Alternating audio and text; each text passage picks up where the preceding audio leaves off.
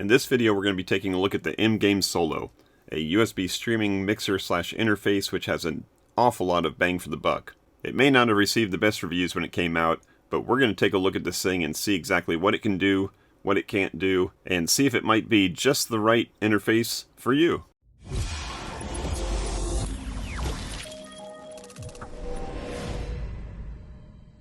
Hey everybody, it's Chris from Family Geekery, and today we're going to be taking a look at the M-Game Solo, and this is a USB mixer/interface which we're going to use for game streaming, podcasting, anything like that. It's obviously geared towards game streaming.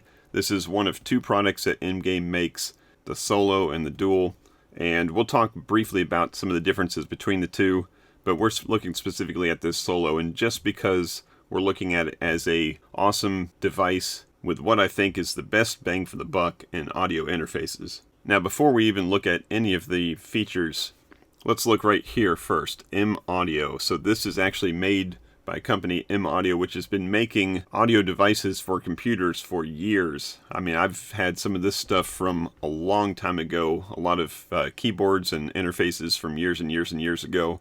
So it's a great company which knows their stuff when it comes to computer audio devices. So when these came out, I actually bought the M-Game Duo right away, and unfortunately the one that I bought had a hardware defect and I sent it back, and I never got another one, but I did find this Solo, and I didn't really need the capabilities of the more expensive one, so that's why I went with this one and found it on a great deal, and that's what we're going to be taking a look at. So let's take a look around the box real quick and look at some of the features. Right here we're going to start off with crystal preamp circuitry. So the preamp is obviously what takes your XLR microphone and brings it into the device and gets the audio radio to be digitized and sent to your computer. So it's super important to have that audio fixed first and sounding as pristine as it can so that your microphone sounds good. So these crystal preamps are pretty much M-Audio's bread and butter. They've used them in a lot of their other devices, a lot of their other M-Audio devices, and they actually make audio interfaces that aren't specifically gaming related. So this is just like a overlay on some of those devices to make it more gamer streamer friendly. We're going to see here that it says USB and console connection. So the USB is obviously going to be for your PC, and then it's got a SPDIF or optical audio input for like a console. We got crystal clear mic technology. That's good. 5 individual faders plus headphone volume, so that's what we're going to be controlling all of our different audio channels on. Mute and sensor button, I guess I would call that. So we're going to have mute and sensor buttons right on our microphone so that we can quickly chop out any audio that we shouldn't be saying on a live stream. And then instant voice and sound effects. Now these things are fun, the sound effects and the voice changing stuff. It's not my bread and butter, but it is fun to look at, so we'll definitely take a look at that. Now, once you register this thing, you get the download for the software, and the software is what turns this thing into a much powerful device, being able to set some of your virtual channels and have an audio matrix of where your inputs and outputs are going to create up your monitor mix and your stream mix and your chat mix and all that stuff. And that's what makes this thing a gamer streamer audio device instead of just an audio device that just has one input and output. So we'll look at some of the routing capabilities and how we can set up our sound effects. Coming around to the back, it shows some of the same stuff, a lot of the same features and some software screenshots, but we're going to go ahead and get this thing open and check it out, get it hooked up to something, and start making some audio through it. Alright, so here it is. Here's the M-Game Solo, and I apologize for any weird reflections. This thing is shiny as heck, so it's going to reflect everything that's above it. But it came with a USB cable, obviously important, and then a power adapter. So that's all it comes with on this one. I think it may come with a TRRS cable for the dual version of this, but we're going to be taking a look at this. So overall, you can see the basic premise. We got our microphone over here, so we're going to have a microphone level to adjust the level of your mic here, and then the 2 different mute buttons, either a straight up mute or your sensor button. Over to the right, we're going to have some different faders for what looks to be game, chat. This is going to be your samples, and then this is going to be a combination of the aux input and I think the USB input that's coming back to it. And then in the middle here is a big knob that's going to control the overall audio level of your headphones and the audio output if you use that. So speaking of the inputs and outputs, let's go ahead and turn this thing around and take a look at the back. So most importantly, we got our XLR input here with the gain knob. So we're going to plug in our microphone here, adjust the gain, and then once that's set, then we can use that fader to adjust the mix of it. We also have a microphone input here, which is going to be if we're going to be using a headset mic. So just an 1/8 inch jack or 3.5 millimeter jack for a headset mic. Hopefully you're going to be using a microphone like this. Next to that, we're going to have the headphone output for our headphones. We got the main output if we're going to be using this either to hook up to another audio device or to send out to some speakers. And then the aux in if you have a different device, maybe a console, an analog console, or another computer, or even a phone that's playing some music or something. You can put that into the aux input. It does have an option for a foot switch, and the software lets you assign that to different hotkeys and stuff.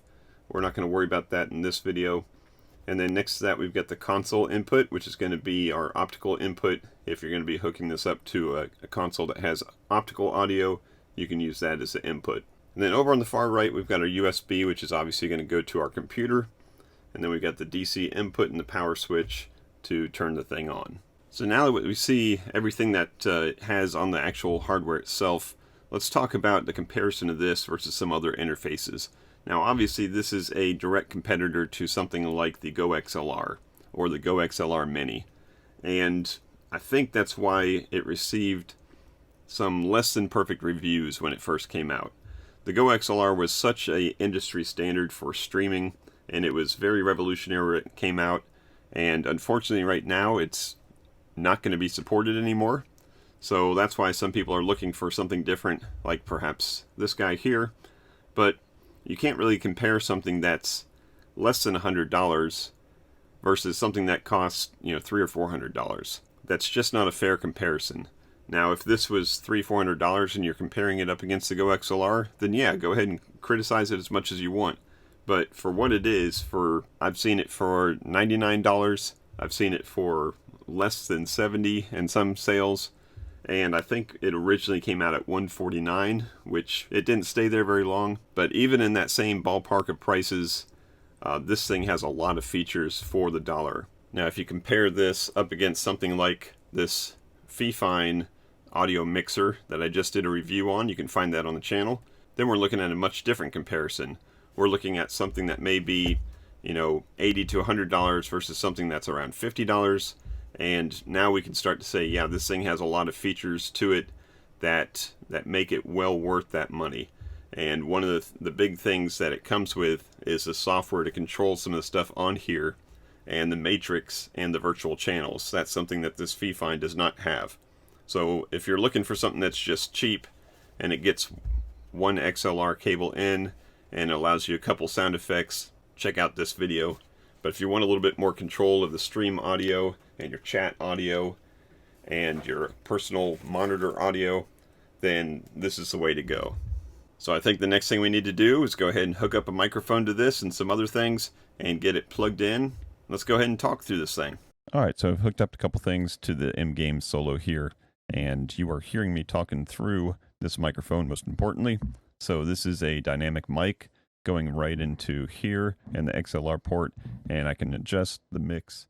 And you can hear it's going down and it's going back up and it's going down and it's going back up. Yeah, I can adjust the mix of my microphone input here. I've got a mute button here, which allows me to mute. I'll go test 1, 2, 5, 6, 7, 8, 9, 10, 13, 14. So that's a mute button, and it toggles on and off. Over here is my bleep out button, or my sensor button. And you can assign different things in the software. I'll show you that in a second, where you can assign different noises for this. Right now I've just got it set on a beep. But if you notice, I'm going to go ahead and push it while I'm going test 1, 2, 5, 6, 7. And it's just kind of muting me out, I think.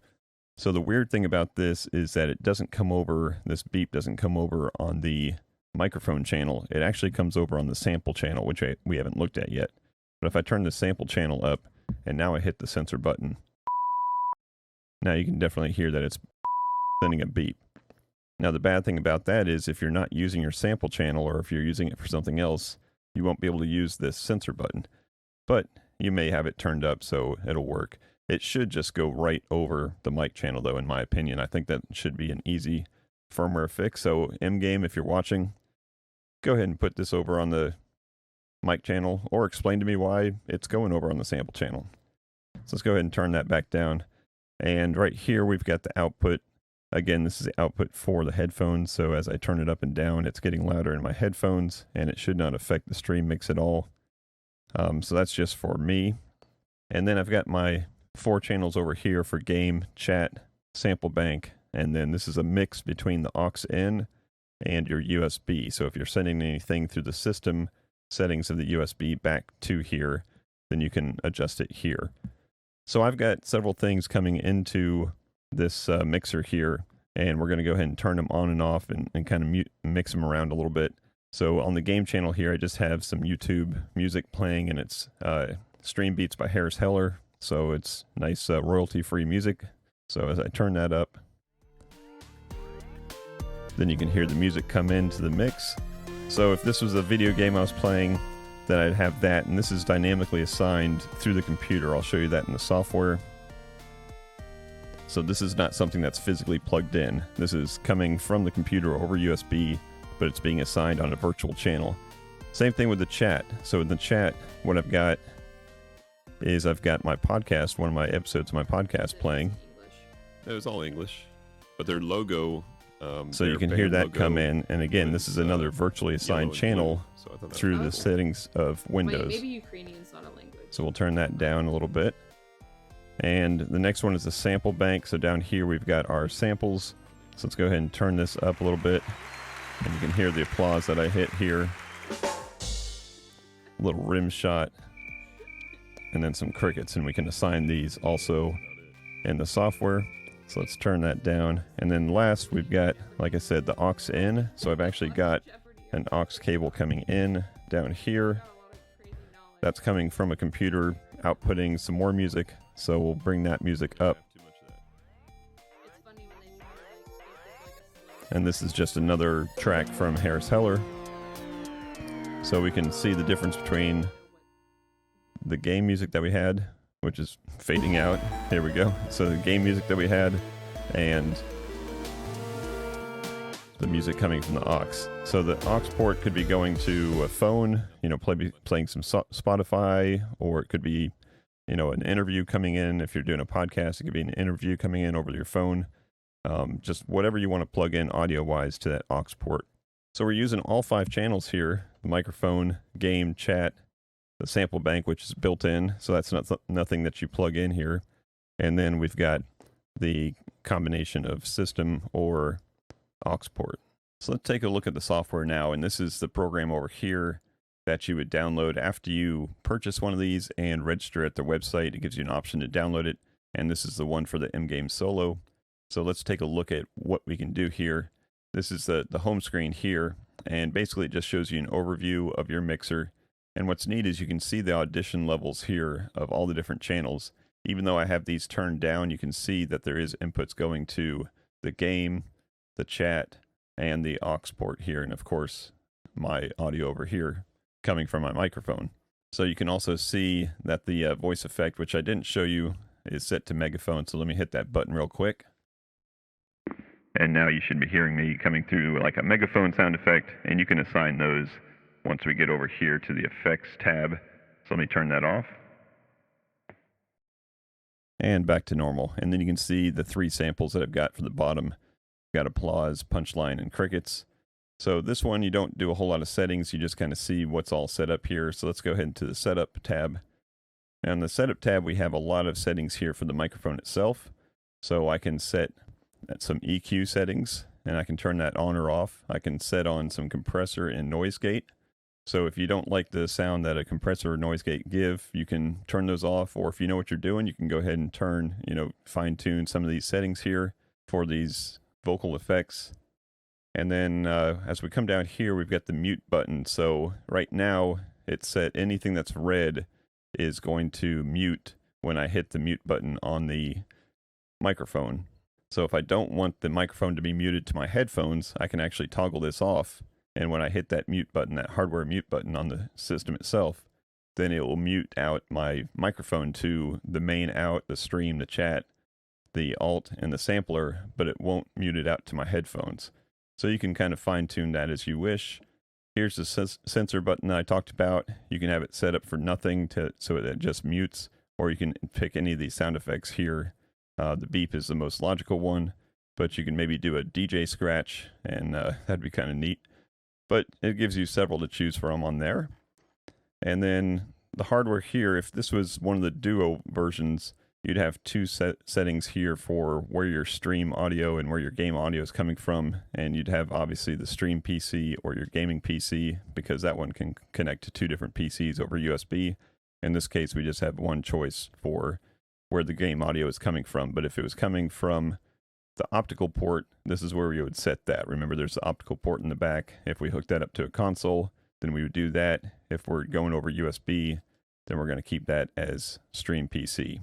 In the back, there was a foot switch connection, and you can go through and set either hotkeys or some settings here of actual like hardware buttons. So the mic mute, the sensor button, the game mute. So if you wanted to be able to maybe mute yourself or censor yourself without taking your hands off your controller, then you could buy a foot switch and hook it up in there and set this for the sensor button. And then whenever you hit that foot switch, you'd be able to do that, and you wouldn't have to use your hand and reach over and hit that button. Now, one thing that would be nice, again, M-Game, if you're watching, here's a little feature request. I would like to have one of these options in here be this, the main out mute. So I would like to be able to mute the main out.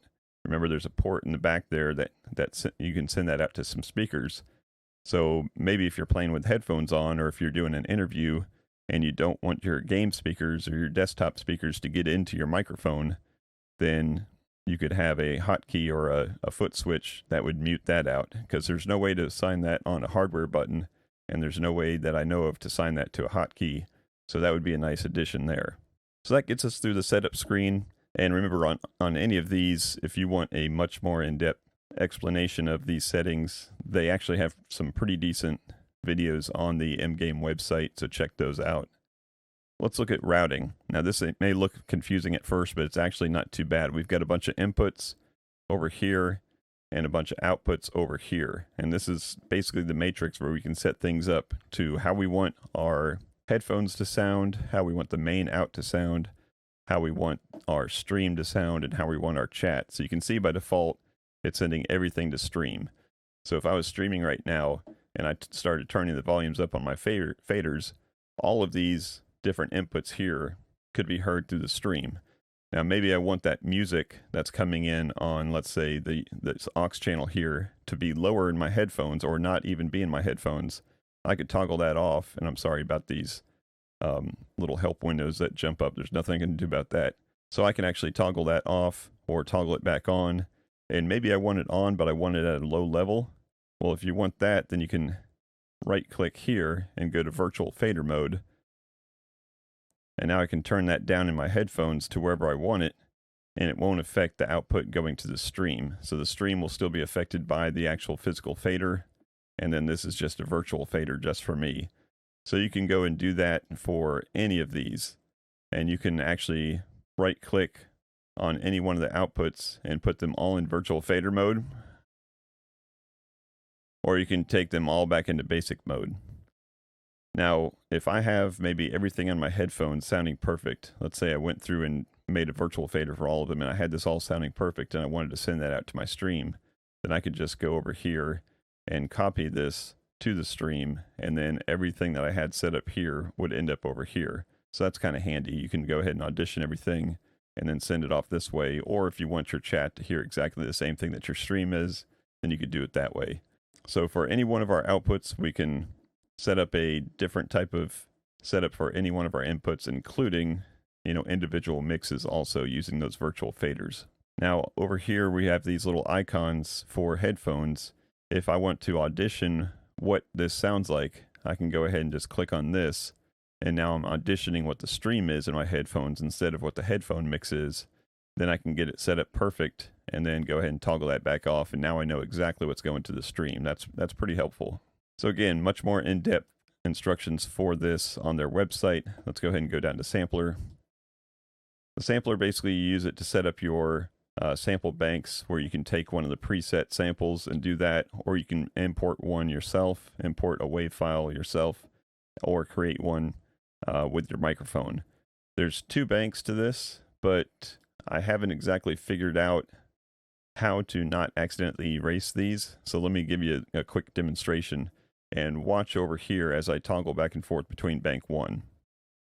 All right, so I've got my sample fader set up here, so we should be able to hear these. So let's go through 1. There's applause. 2's the rim shot. And 3 is the crickets. So if I want to get to the other ones, I've got this sample bank button up here. And if I just tap it, nothing really happens. But if I hold it down and push one of these, it toggled to bank number 2 and it played the trombone. And I can do the same thing with the second one for an 8-bit jump. And then this, I think they call that the cinematic boom. But if you hold it the wrong amount of time,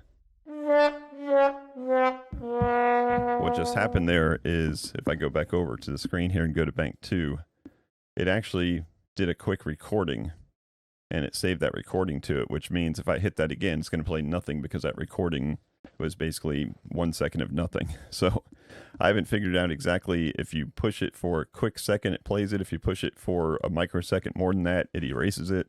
So if I were you and I wasn't exactly sure how that worked, I would just put my favorite 3 on bank 1 and never accidentally hit that sample bank button, which may erase one of them off of the system. Now, it doesn't erase it completely. You can always go back and do it, drag it back from the software. So I could always go back and take the sad trombone and put it back in there, but you're not going to want to be doing this in the middle of a stream, of course. Now, this is a good time to mention that any one of these settings that we set up here, we can go into the file and save something like save the sample settings and give it a name, and it would save all 6 of those in their spots. And then if I ever accidentally erased all of them, I can come back and load those back in quickly. And you can do that same thing with the routing. You can save your routing assignments, you can save your effects, and we're going to look at the LEDs also. So let's look at the effects next. And just like you would think, this is a place to take one of your effects from the effect list here and drag it over to that button. Remember, you've got one button here. In this case, I've got it set to megaphone. And then from that, I can go ahead and come down here and kind of fine tune what that megaphone sound actually sounds like. So I can turn on and off or adjust the levels of some of these different effects. And then, of course, you can go and load and save these different effects and save them as presets.